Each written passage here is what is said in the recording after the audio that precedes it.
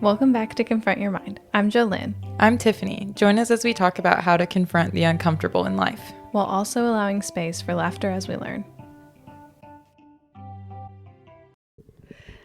Welcome back. Thanks for joining. Yes, thanks for joining. Today we have obviously, if you watch us on YouTube, if not, if you just listen to us, you're going to have no idea what we're talking about. But we have changed our setup, so let us know what you think. If you like the new setup, we've got our little couch and we've got... I'm personally more comfortable this way. Yeah, me too. Just also trying to figure out how I was going to say, is that true? How do you sit in this like couch position?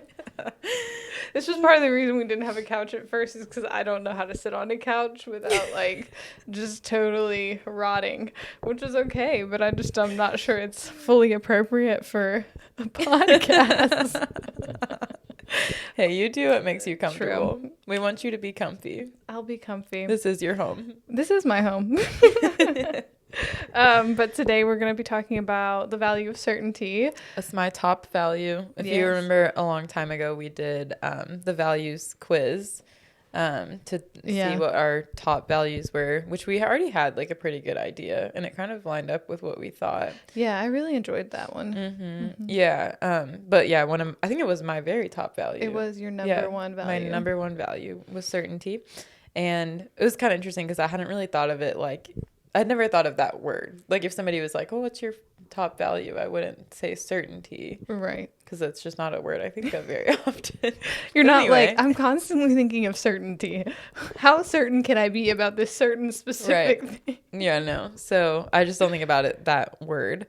Yeah. But yeah, so we're going to start off kind of talking about our personal experiences with certainty. Yeah, absolutely. You want me to go first? Yeah, take us away, girl. Yeah. Since this is your top value. This is my top value. I should have something to say. Let us hear your thoughts on your top value. Well, as far as certainty goes, I've learned a lot because I feel like with certainty, you know, it can be good and it can be bad, which we'll talk a little bit about. But For sure. I think I got a little bit caught up in, you know, the anxieties of certainty and like making sure that everything was like 100% certain, right? And like making sure that everything is gonna, like I have a plan for everything, and the what ifs are big, you know. I don't like what ifs. Well, I like to think through the what ifs, but they make me nervous.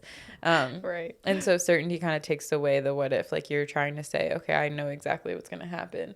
Yeah. But what is really interesting about it is that whenever I was looking up the definitions for it, which we'll go over later, none of them say like absolute or 100% or perfect. And that was something that I realized even just looking, like doing research for this podcast, was that, you know, it doesn't mean like I always thought certain meant like for sure, like absolute. Yeah. And it doesn't mean that. And so that really, I didn't know that, because even in like preparing for this one, I was like, certainty is absolute 100%, and I guess it's not. So. Yeah. So it's like, which is kind of what we'll end up talking about, but it's like, you know, you have to let go of the thought that you can be certain of everything in your life, and that you can, you know, even though certainty is my top value and that I like to feel certain about things, it's kind of, the definition of it has changed for me. And as far as wanting to be certain and feel, for me, the biggest thing about certainty is feeling secure. And I think that for me, security and certainty kind of mean similar things. And so I think being certain of, you know, the relationships in my life that I am certain of, and the friendships, and like my relationship with my husband, and things like that. Like I've learned to be thankful for the things that I am certain of, and to focus less on the things that I'm not certain of. And so kind of like shifting that focus, instead of, you know, thinking of, okay, everything in my life like has to be certain, and if it's not, I need to worry about it or make it become certain, is more just letting go of making sure everything's perfect, and rather to just focus on and be thankful for the things that I know are certain. And to just realize that you you can't be like 100% certain of anything, which that is a thought that like haunts me in my sleep. If I'm You're being like, that honest. is what my nightmares are made out Right. of. Even saying that, I'm like, oh, it's so uncomfortable. But it's But true. It's a joke, right?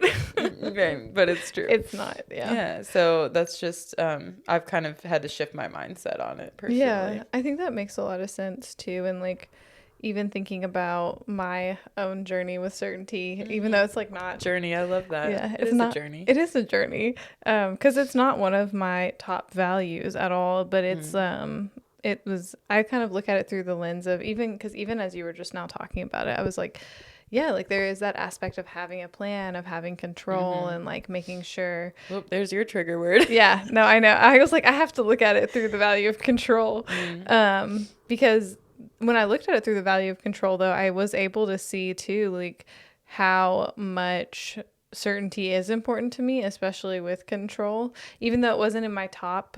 And it's not because it's not like important, but it's more so the fact that it's just for me, the control of like being able to have influence and control over like the things in my life, for them to be certain, was really important. And so like the way that I was like looking at certainty was through that lens of control. And I think that makes a lot of sense. yeah, I was thinking about that too. And I was like, because when I think of like certainty, I'm like, no, like I don't really care about certainty. But then when I think about like certainty through the lens of control, I'm like, oh, like actually, like that's kind of what control is about, is being able to know for certain what's going to happen, or being able to like predict the outcome. Yeah. And so I was kind of had like an aha moment. I was like, well, I guess it's all, and that's why I love values, because they're all like so intertwined. Yeah, they relate to each other a lot. Yeah. And so that was like really interesting too, because I would have never, I don't think before this, I wouldn't have done like put side by side certainty and control. But when I was looking at it, I was like, no, like for me, I gain certainty through control, and like I like pursue certainty through control too, is like to be able to know like how something is going to happen. And like, just like for me, like if I am thinking about how I'm going to like lose control, like it gives me like it freaks me out. Like I'm going to lose control. Like the world's going to end. I have no control over the world ending. I say this almost every episode. You might think that I have existential dread. I do in fact have existential dread. I was going to say, are you going to say you don't? Because I feel like you do. That would be a straight up honest lie. here. No, I'm totally fine. And honesty is one of Jolene's top values. It is. She's telling us the truth. I am telling you the truth. I'm also being authentic. So. But You're doing great. Thank you. Displaying so many values this morning all at once. What can I say? Incredible. But yeah, I think certainty is one of those things where I was like, I hadn't given it a closer look until we kind of did this podcast. And like, you know, I feel like when I'm looking at you, I can see certainty a lot, like how important it is to you. But when I was looking at myself, I didn't see that need for it as much. And I think it's really interesting to think how like different values show up for different people too. That is really interesting. Yeah, because I feel like it is really important to both of us, but we definitely experience it in very different ways. Right. Yeah. And the way that we freak out about it is very different as well. Very true. Shows our uniqueness. So unique. Fun stuff. Yeah, I think like, and also being able to shift it too. It's like, you know, I definitely like that you mentioned earlier that like certainty isn't something that's like 100%, right? Like it's not something you're going to ever have 100% guarantee. And I think that's how I was able to dismiss certainty earlier, was like, oh, well, it's like nothing can ever be certain. Yeah. And then like that definition. Yeah, and then that definition shows up, and I'm like, oh, maybe I do care about certainty. Like maybe it is like a top value, but more so in the fact that, you know, when I let go of that like idea of it being 100% for certain, and letting go of that control, letting go of that certainty, you know, like it also allows me to focus more on what I can control, which is like me, myself, my reactions, which is a huge part of like who I am. I think really like the only things that define us are the way we respond to things. And without those responses, like you don't, like, who are you? Right? Yeah. Wow. That just got real existential up in here. Who are you? Whoa. Who are you? What is Don't like to think about that. What is the meaning of this life? We should just do. I think we need a whole episode about existential dread because I feel like I need an outlet for it. We can talk about it. We can talk about it. Yeah, that would be like 0 views. People would be like, nobody wants to talk about that. I'm good. Yeah, I'm good. Don't need that on this Monday morning. You really want to know what I feel like driving to work and doing? Listening to a girl talk about existential dread. That's really what I want to spend my time doing. Yeah, I don't know if I'd listen to that one back. Yeah. I'd be like, oh my God, what is going on in her brain? You don't want to know. But it's a lot in there. Yeah, but it's going back to like my reactions and like being able to control it. Mm-hmm. I think that it does define who you are as a person, is like the way that you are, the way you respond. We talk about this a lot.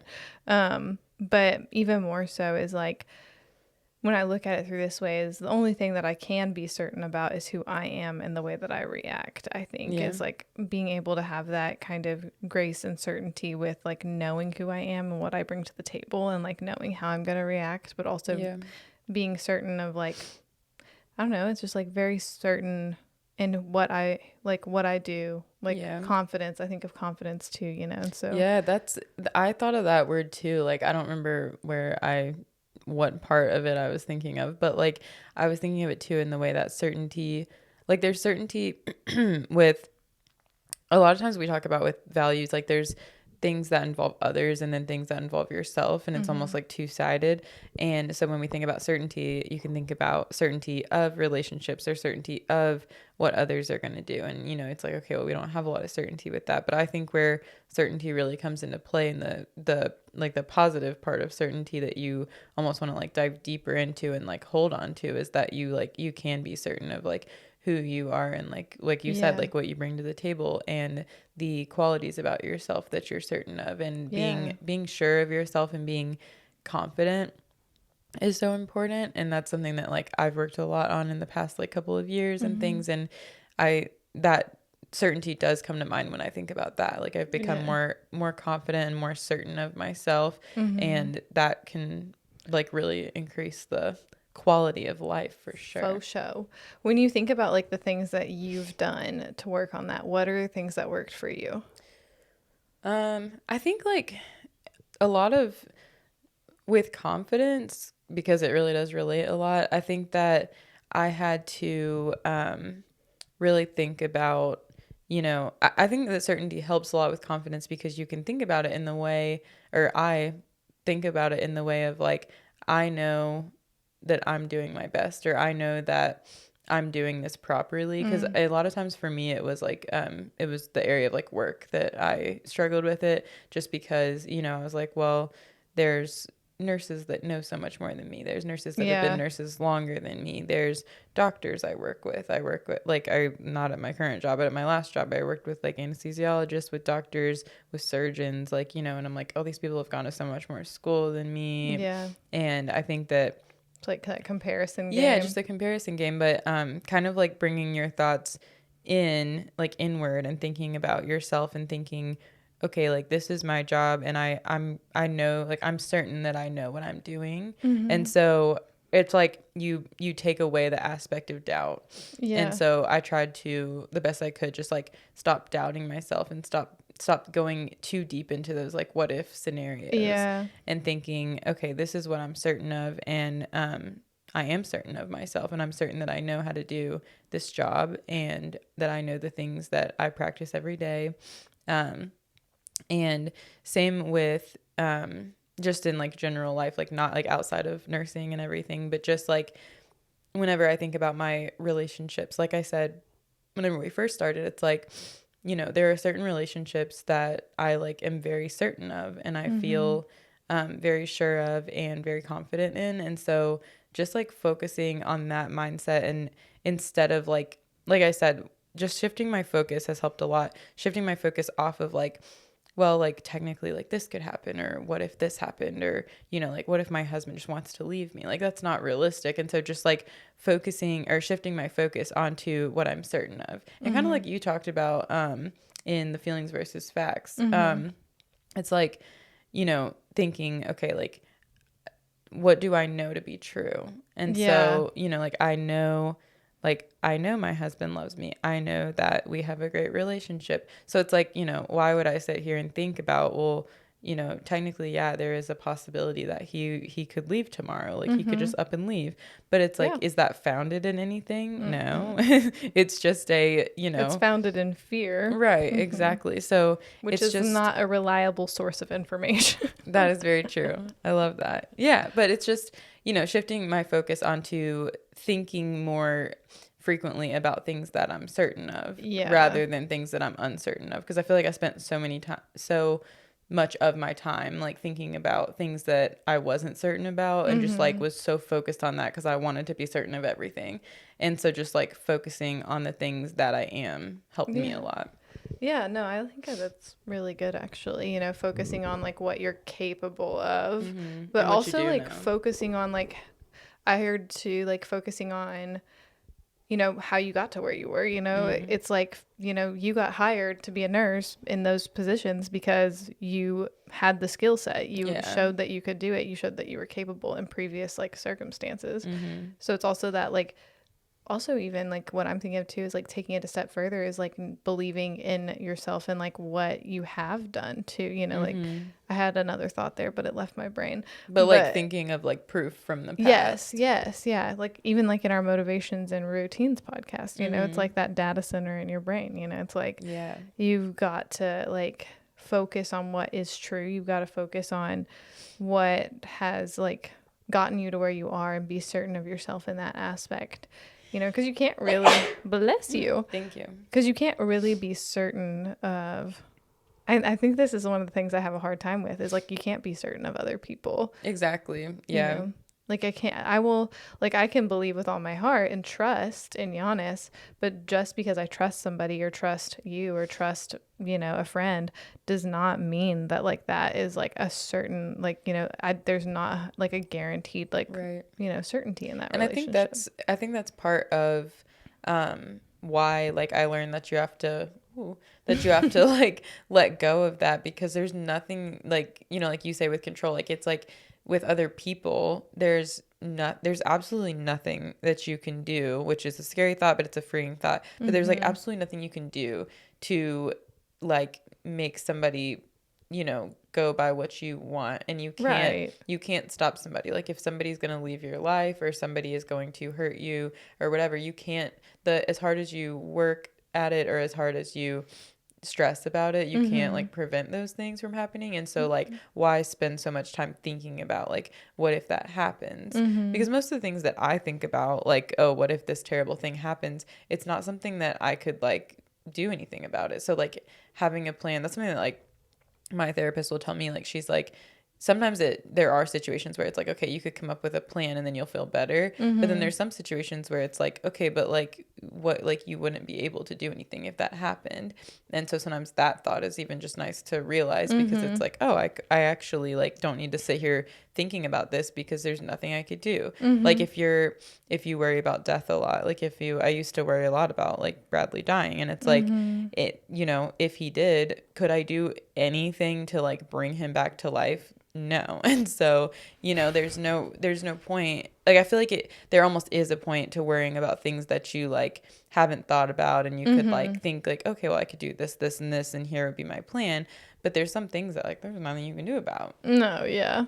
I think of like my like plane anxiety and like my airport anxiety a lot too, is because of the fact that like I get really anxious when I go into airports, not necessarily on the plane, but like I don't know, there's just something about like the security at an airport. I've never been like pulled or anything like that, but like I get like really anxious. I think, well, probably because one of my first panic attacks happened at an airport, because I wasn't feeling good, and I was like, oh my gosh, I'm gonna be on this flight and I'm gonna be sick, and like, you know, and that's something I actually do struggle with, like when I go into airports, but it's something I'm working on, and I've like gained a lot of improvement in actually. It's though, totally lost my train of thought there for a second, but talking about how you can't do anything about like, yes. So like I can't like, but at the end of the day, like if I get sick on that plane, what I can do is like what's in my control and like how I react to that sickness. It's like, okay, like if I can react by getting myself up and going to the bathroom, I can react by, you know, breathing through it, because Right. even if you're sick, like, you can breathe and like work through like the scary thoughts of it. And also, like, other than that though, like, letting go of the fact that like there's nothing in my control here, and just like, you know, you have to, I think sometimes being able to just be like, yep, this is it, you know, like Yeah. letting go of it. It's like, although scary, it's quite empowering. I think it's like being able to like let go of that, like, because I lose all my certainty, I lose all my control in those situations, as I should. God knows I shouldn't be flying a plane, you know, like, but I also like know that I am capable of doing hard things too. And I think certainty often goes into that forgetfulness or that doubt in yourself, like when you're not sure that you Yeah. can get through hard things. And so I really like that it's being like kind of letting go of like the things that you can't control, and like finding comfort in like the fact that you can control like who you are and like what you do in situations, Yeah. as much as you can. Should we review the definition? Yeah, it's probably a good idea. Probably At some point. probably a hot topic. Where did it go? I think it's right there. Okay, so yeah, I wrote down a couple of definitions because I liked several of them, and I also wanted to prove that none of them say like, you know, the 100% or absolute. So one is firm conviction that something is the case. Another one is the quality of being reliably true. And then the last one is a person or a thing that can be relied on. And those were from New Oxford American Dictionary. Yeah. I like the one that said firm conviction. I think I was like, ooh, yeah, like because I'm thinking about like when I have felt very strongly about something, it feels like a very like convicting. Yeah, it's like a convicting feeling. So yeah, I really liked that definition. I was like, yeah, that does make sense with certainty for me. Yeah, and I liked the one too. I like how it includes the word like reliable, because the word reliable, like I could say, yeah, like Jolene's a reliable friend, but reliable doesn't mean, and I'm about to bash you here. Oh, No, I'm kidding. It's never a compliment. mind.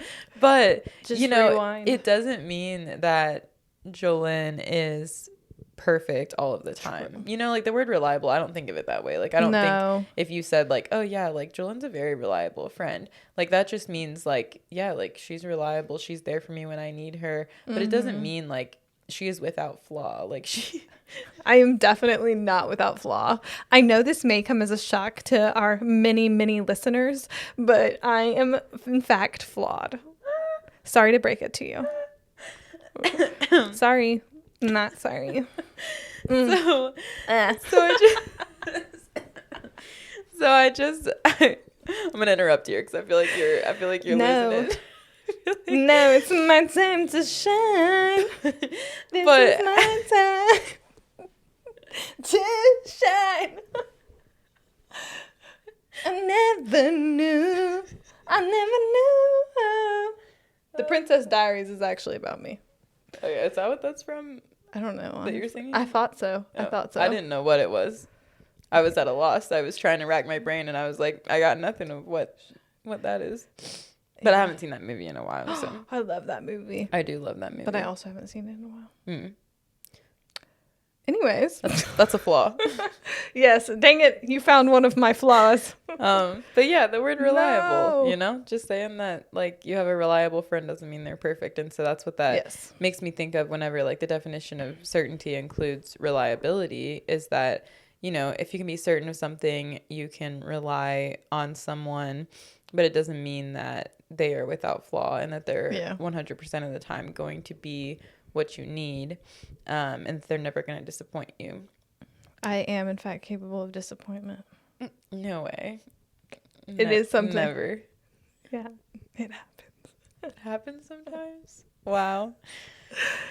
But, I mean, something else that we did want to talk about is kind of like, we've already talked about it a little bit, but, you know, like how with certainty, if you get too focused on it or too obsessed with it, it definitely can be a bad thing. And that's why I feel like with this one, we've kind of covered, you know, it's like, it's a good value, but I mean, it was honestly, it's my top value, but it's also one of the top reasons that I get anxious. So or that I've gotten anxious in the past. So it Yes. kind of just goes to show Ooh. it's like, I just had a revelation that like some of our top values are also the reasons why we get the most anxious. yeah, Like when they're threatened. right, exactly. makes so yeah, much that's a good sense way of now. saying it, when they're threatened. Yeah.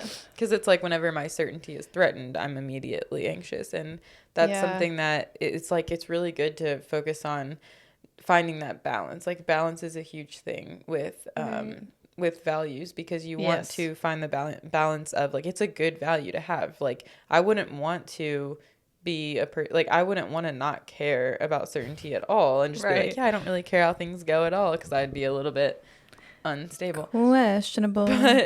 But I do think that, you know, like making sure that That's Chester. I don't know if you can hear him. and making sure you have the balance, though. I just think balance is important with Yeah. all values, but thinking about certainty, it's like you want the balance of having things in your life that are certain and being certain of yourself, Right. but you don't want to go so far into it that you have to be certain of everything or you fall apart. Yeah, definitely. That's what I've worked on. 'Cause Love it. that is the way I was. See, that's how I was with control. So I got you. Growth. But also with authenticity, like I've noticed, like whenever I think my authenticity is being questioned, I get really, really freaked out by it. Yeah. I'm like, oh my gosh. But it's like, okay, but you can't control what other people think. So, Right. you know, but I do like that balance piece of it, because without balance, you know, you're just kind of drowning in like a value. And that's definitely not a good thing either. Yeah. You know, so it's one of those things where like that weakness is like being able to, like, certainty is really nice, right? Like having control is really nice, right? Like being able to live a doubt-free life would be pretty baller, but That would be very baller. not realistic at all. So I think being able to find that balance is definitely one of the ways that you can apply it, I think, is like being able to remind yourself too of like what we just talked about, the way Tiffany and I have worked through it, is like finding it in yourself of what you can be certain of, like how you can improve the certainty in yourself. And then from there, you know, letting go of like certainty in other people or certainty in things or like ideas or plans. Yeah. Yeah. Yeah, I think that's an important thing to realize. You can the certainty needs to increase in self and in the things that are able to be certain, but everything else, you know, Yeah. let it go. Let it go. I don't Let like it that. go. I don't like that I did that. Can't hold I it don't back like that song. anymore. Let it go.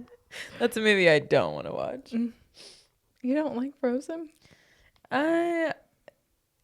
Honestly, I mean, you know how I don't like cartoons and stuff, Yeah. but like I mean, it's not my favorite, but it's for I a thought it was cartoon. cute. I think it's cute. I don't know. I just don't like cartoons. that's okay. That's my thing. Yeah, I guess you can't be 100% certain of them.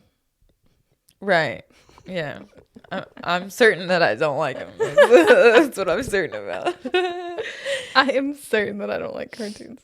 But yeah, I think with like one of the other weaknesses with certainty is, you know, if you are waiting to be certain about something, you're going to be waiting for a while to be certain about it. You might just be waiting the rest of your life. Right. And then like you're going to miss out. Like you're going to Yeah. miss out on things. And I think that's something you and I have both experienced, is like waiting for the right time for things. Yeah.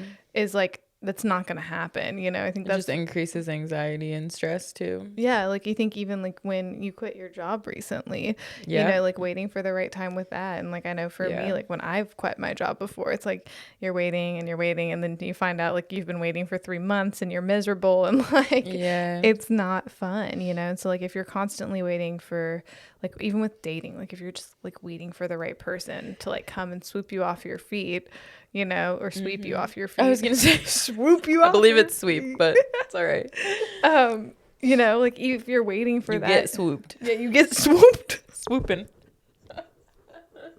Somebody come swoop me up. But no, like you're gonna be waiting there to be swooped up for a while. The swooper will come. Right, because like what are you doing? Like you're probably like waiting to like step out into like the open sunlight to be swept up, you know, or like yeah, that's what I think of, is like thinking of like waiting to jump into a stream because like the water moves fast. Well, the water's always going to be moving fast, you know. Ooh, or like when you're doing like a polar plunge and it's cold, Yes. like water's not getting any warmer while you're waiting. So you should just dive on in.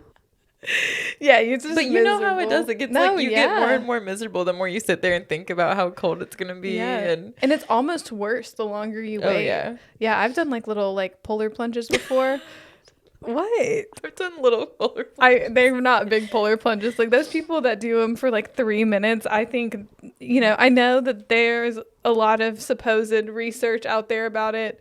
And I do believe in the benefits of polar plunges, because I have experienced it. But my polar plunges are like 5 seconds. It's like, I like do sauna. I was gonna say, and then we can get back in the sauna. Yeah, exactly. I was like, I'll do sauna, polar plunge sauna. You know, like, yeah, that's my type of polar plunge. You know, instantly. Like, not like an ice bath. No, definitely not an ice bath. I'm not an ice bath girly. I never will be. I am 100% certain of that. Love that. Yeah, and something I think about too, talking about that sort of thing, is what is the quote that's like that talks about like there's beauty in the wonder, like there's beauty in the unknown, or probably, you know what I mean, like that sort of thing. I've seen something like that before, that I think that that's really cool to think of it that way, like just that, like, oh, and like also I don't know who said it but probably multiple people, but like I've also seen like it's like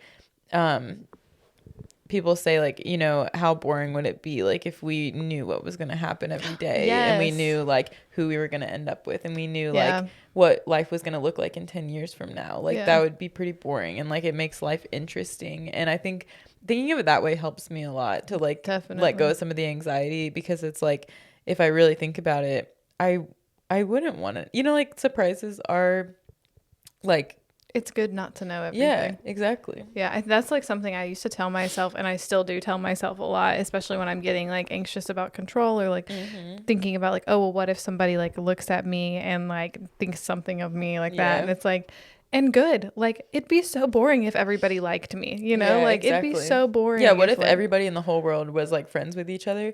Then like it's like nobody would have friends, because it's like you'd prefer anybody. Yeah, you know, you wouldn't have like your close friends or your more special friends, because like everybody would mean the same to you, because everybody would have the same personality, and everybody would like get along. And you know, it's like that sounds nice in a way, but really no. But that's like the cost of extreme certainty.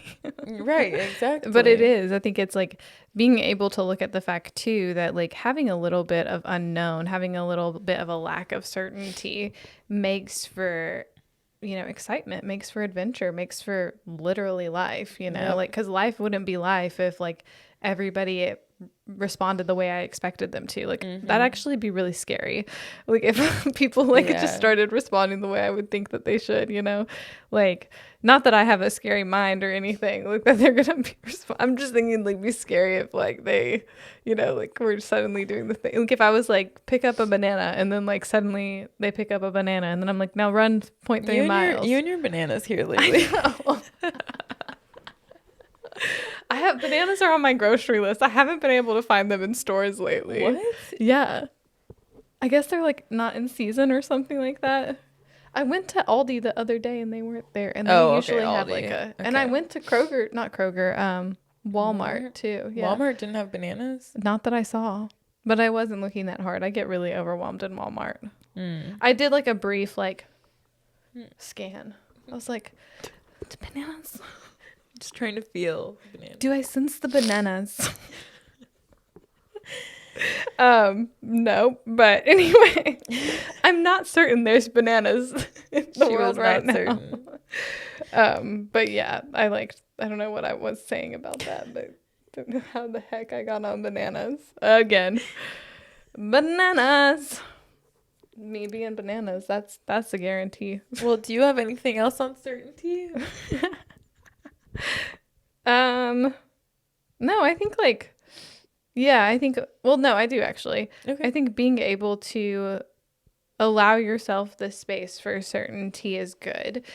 But it's like exactly just want to reiterate the point that you made earlier about like finding that balance in like life. You know, like being able to let go of certainty, but also holding on to what you can be certain about, which is yourself. And I think that's the most important thing. Yeah. But other than that, do you have anything you want to add? No. Because if not, we'll close it out. We're gonna wrap it up. All right. Well, and next week, yeah, we're gonna be talking about emotional awareness. Yes, we will be. And so we'll be talking about emotional awareness next week. But yeah, thank you so much for listening. Thanks for being here. And remember that we're all learning. And don't be afraid to get confrontational this week. Keep it cute until we meet again. And like, share. Yes, subscribe, like, share, subscribe. Email us, confrontyourmind@gmail.com. Follow us at Confront Your Mind. We're on all platforms. But yeah, thank you so much again for listening. And we will see y'all next week. See you next week. Bye.